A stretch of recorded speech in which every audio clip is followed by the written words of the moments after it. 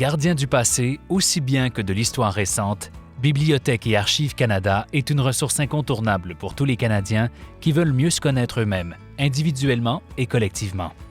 Bibliothèque et Archives Canada acquiert, traite, conserve et diffuse le patrimoine documentaire du Canada, en plus d'être la mémoire permanente de l'administration fédérale et de ses institutions.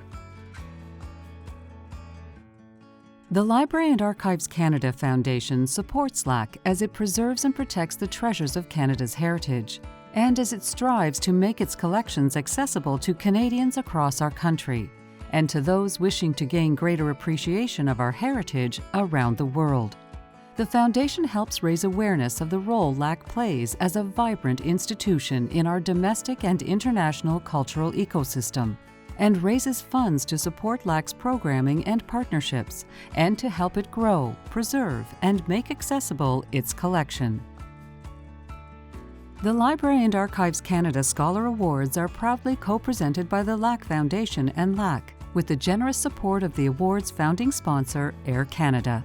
Les prix Bibliothèque et Archives Canada récompensent des Canadiens remarquables qui ont apporté une contribution exceptionnelle à la création et à la promotion de la culture, du patrimoine littéraire et des connaissances historiques de notre pays.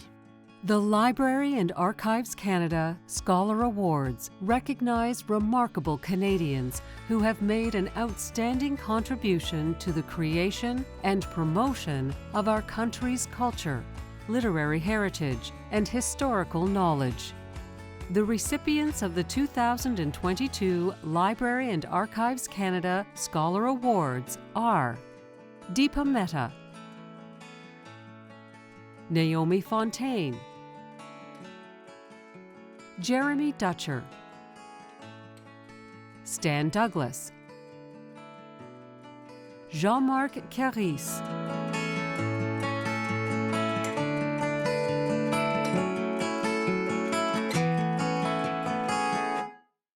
And I make films when I learn something in the process of doing them. So I like the idea of doing something that's different.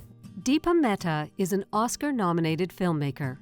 She is a masterful storyteller, combining history, traditions, and the sometimes harsh realities of the human experience in both her native India and in Canada, her adopted homeland. Her careful use of literature and archives of all kinds in support of her work has led to a remarkable contribution to Canada's cultural and historical heritage. Ms. Mehta's provocative and moving films, which largely focus on issues of human rights and social injustice, have earned her an international reputation. Her award-winning films include the Elemental Trilogy, Fire, Earth, and Water, which was an Oscar nominee for Best Foreign Language Film in 2007. Her other award-winning films include Bollywood Hollywood, Heaven on Earth, Midnight's Children, Anatomy of Violence, and Funny Boy. Ms. Mehta has also directed episodes of the Netflix original series Layla, Apple TV's Little America, and the Showtime hit Yellow Jackets. Ms. Mehta received the Governor General's Performing Arts Award for Lifetime Achievement in 2012, as well as the Queen's Diamond Jubilee Medal. In 2013, she was appointed to both the Order of Ontario and the Order of Canada. In recognition of her use of the power of cinema to start a dialogue and her immense contribution to the discipline of filmmaking, Deepa Mehta is a 2022 Library and Archives Canada Scholar. Good evening, namaskar. I am so pleased to be here and accepting the Library and Archives Canada Award. To be the recipient of one is something that is extremely moving. I've never thought of myself as a marvelous storyteller, so it's interesting to be told that I am one. Thank you. I mean, now I feel really humbled. There is something that I've always said that if India has given me her stories to tell, Canada has given me the freedom to express them. And for me, that is one of the aspects of Canada which is so meaningful. because not only does it mean to express the stories of the place that I come from, but because we're a diverse country, it means to express, to have the ability and the freedom to express the stories, whether we come from Syria, the Ukraine, whether we live here and have seen what has happened to the indigenous and black people. We have the opportunity to explore and hopefully make up for what we have done, which has not been too pleasant. So for a country to be able to do that, to say, I'm sorry, I've blown it, how can I make a difference? How can I make it up to you? Whether it's people of color, whether it's anybody else, it's really important. So this award means that to me. It's the importance of the library and the scholars and the ability to have access to all of that, and to question that access if we need to. That is freedom, and you represent it, and the libraries represented it, and the Archives Canada Scholar Awards represents that.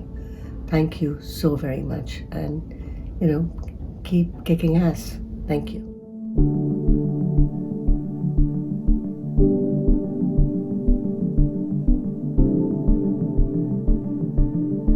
C'est qui lui?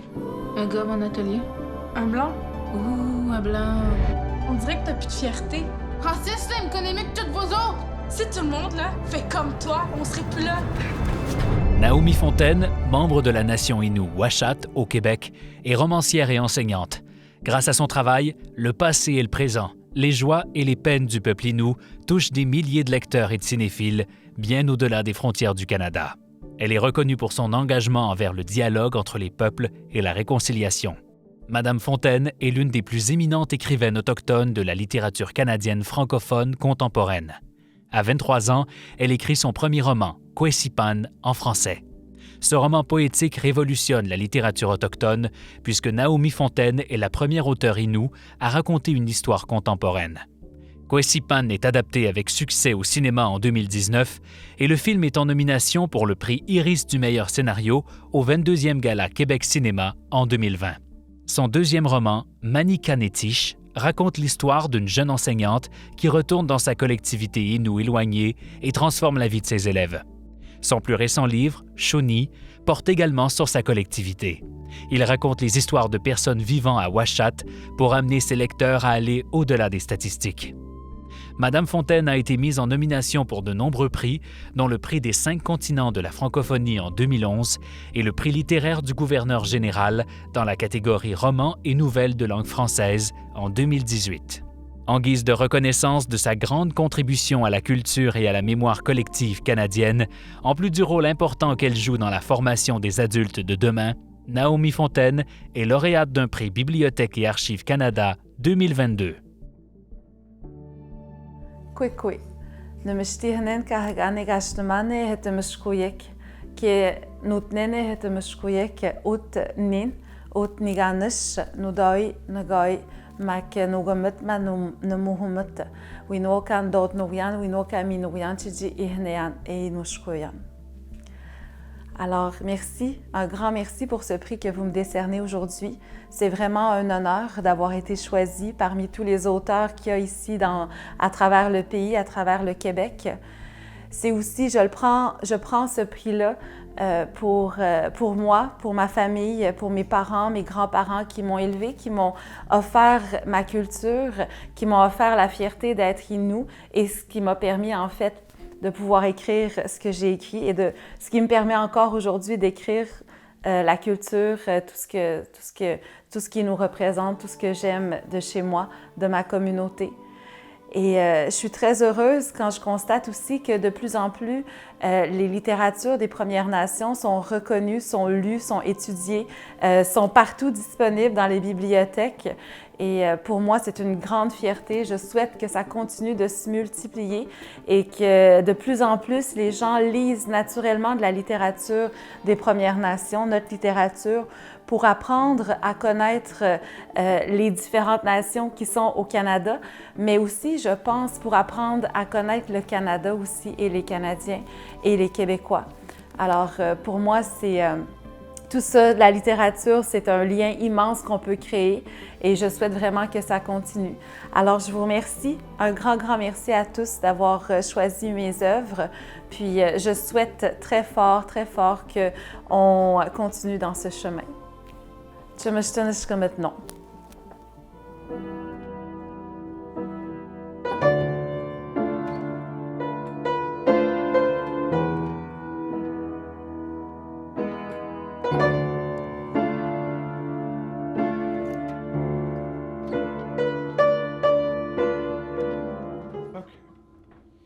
Maybe I could just play some of my music then.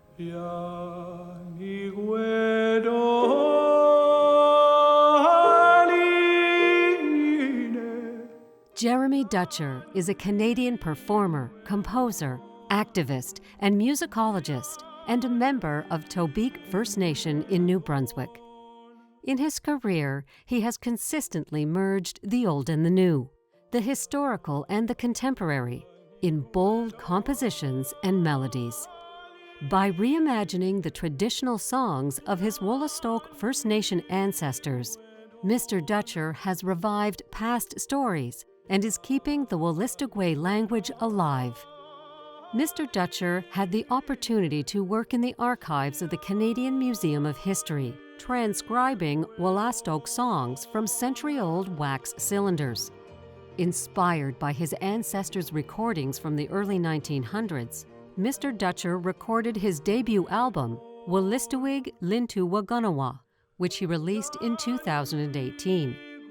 In this album, he creatively uses archival material to create a vibrant contemporary work that is sung entirely in Wolastoqey.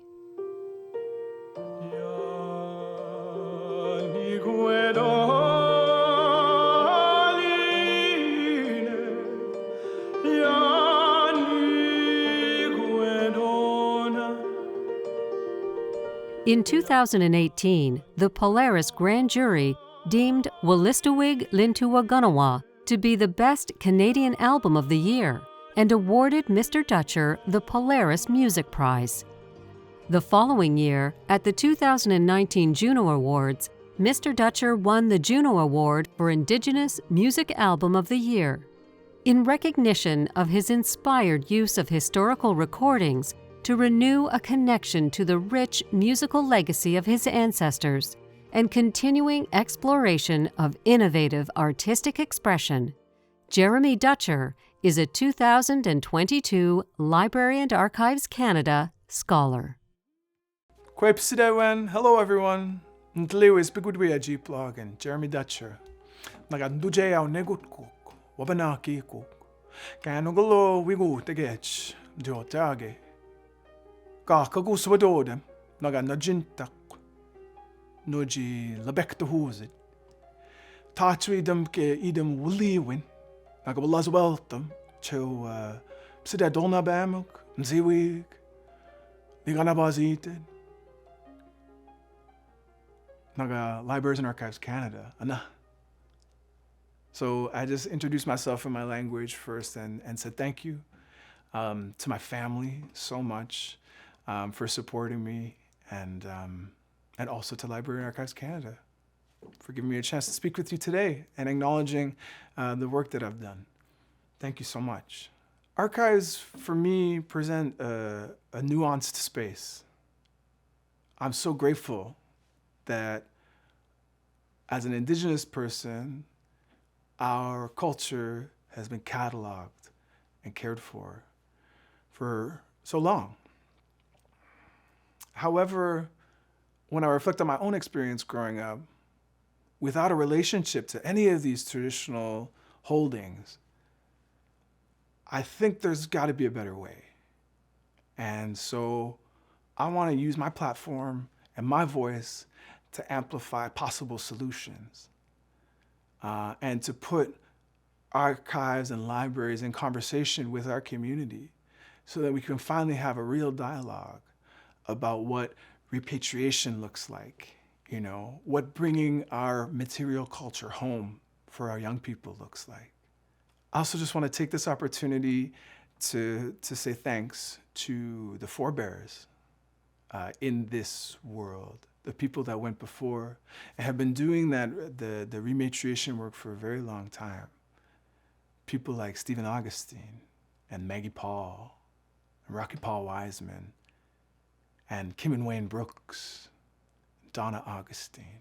The list goes on and on and on. And that's just of Indigenous people on the East Coast. This happens coast to coast to coast. So there's so many people that I want to thank. So let's come together. Let's continue to have dialogue between communities and institutions about the importance of this revitalization work. Williwen.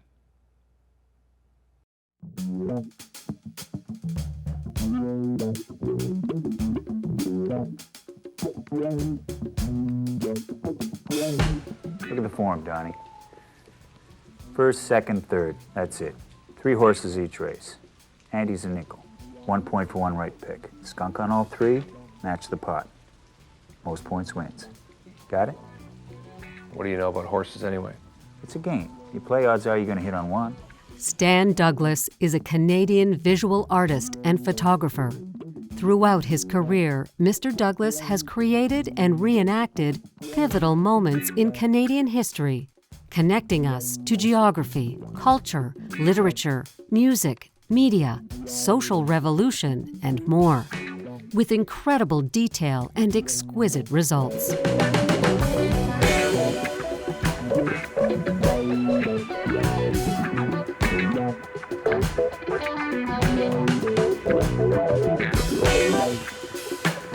Mr. Douglas's fascination with history inspired him to reconstruct and reinterpret cultural artifacts, films, books, and photographs, to find new truths or perspectives in several artistic disciplines.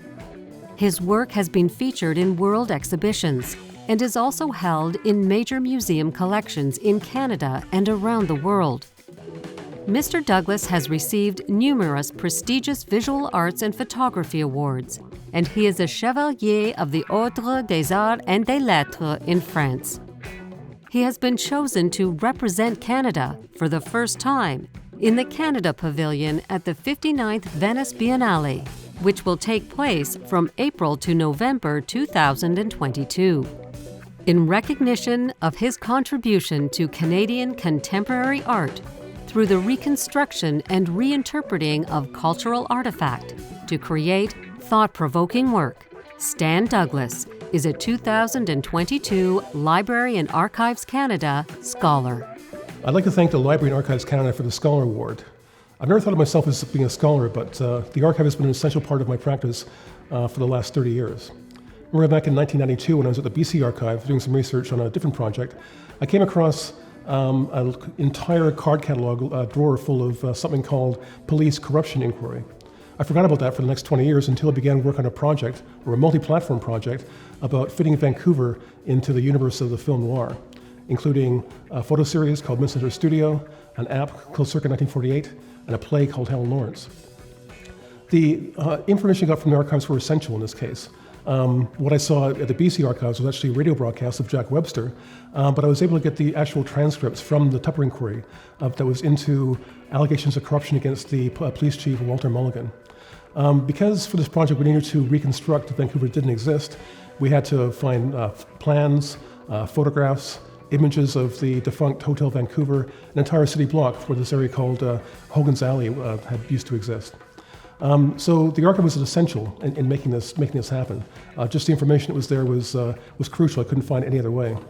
As I was working on it, filmmaker Nettie Wild was at the National Archives doing research on something else and came across, just by chance, a newsreel of the servicemen squatting the old Hotel Vancouver. She knew I was working on this project and gave me that image, so I was able to see moving images of that same event, which I had never seen before. which was quite wonderful. So in spite of the fact that online tools are so convenient, so fast, sometimes chance plays a very important role in archive research. Thank you.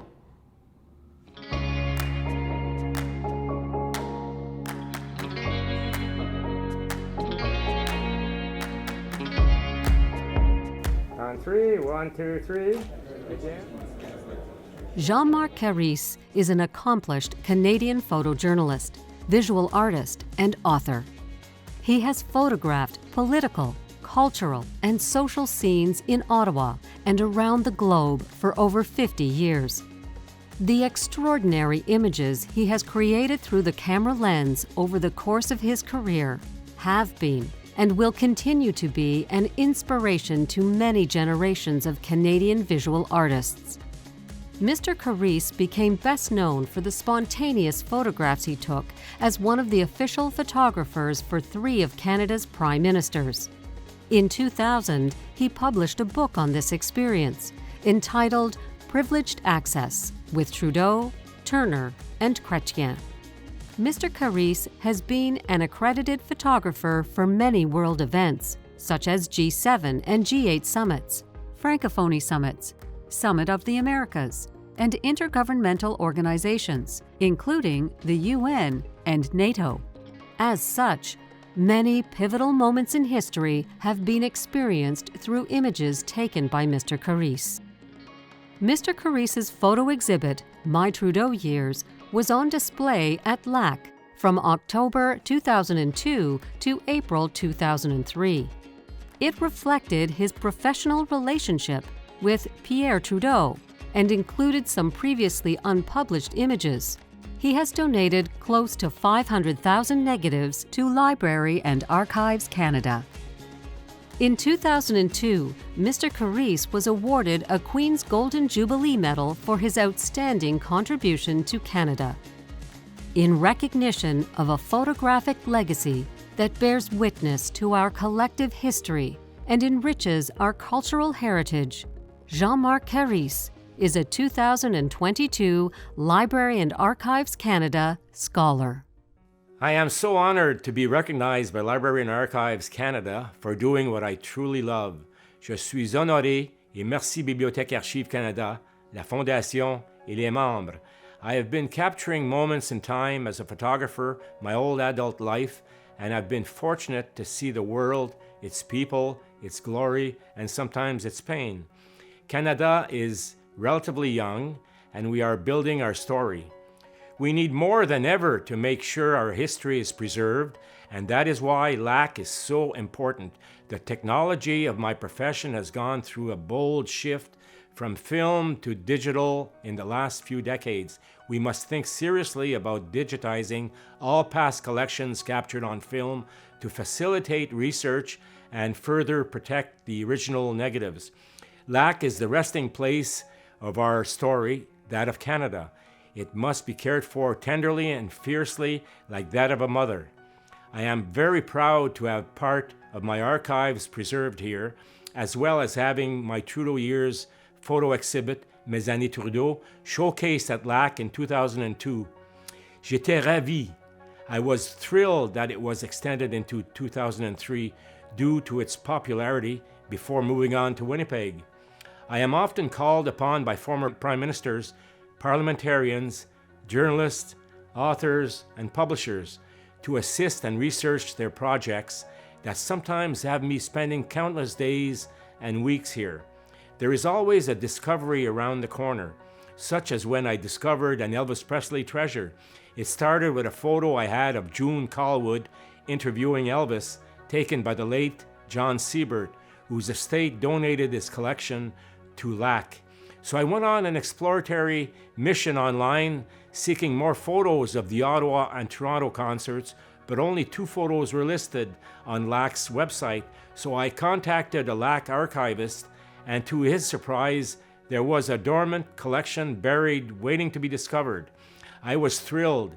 This led to my second book, co-authored with Paul Sweeney, titled Elvis Presley in Person, One Night in Toronto, April 1957.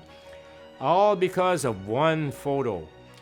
In 2004, I was assigned by LAC to cover President George W. Bush and First Lady Laura, a former librarian, on their visit to LAC's Preservation Centre in Gatineau. Ian Wilson, librarian and archivist of Canada, guided their tour. Amongst the impressive artifacts, President Bush was drawn to a 1698 map showing California as an island. He was also interested in a portrait of his father, President George Bush Sr., that was taken by Karsh. One of my fondest memories here at LAC was the gathering of 5 Canadian Prime Ministers in October 1994 to commemorate the launch of an educational kit. Even though I was on assignment and hadn't seen Pierre Trudeau in a while, he approached me and said, "Salut Jean-Marc, comment ça va?" When 2 photographers started shooting us with flash, he graciously said, "Let's have a group picture," including me. It left me speechless. Trudeau's bodyguard, Robin Simard, whispered to me, "Quel souvenir, Jean-Marc." Merci bien. Thank you.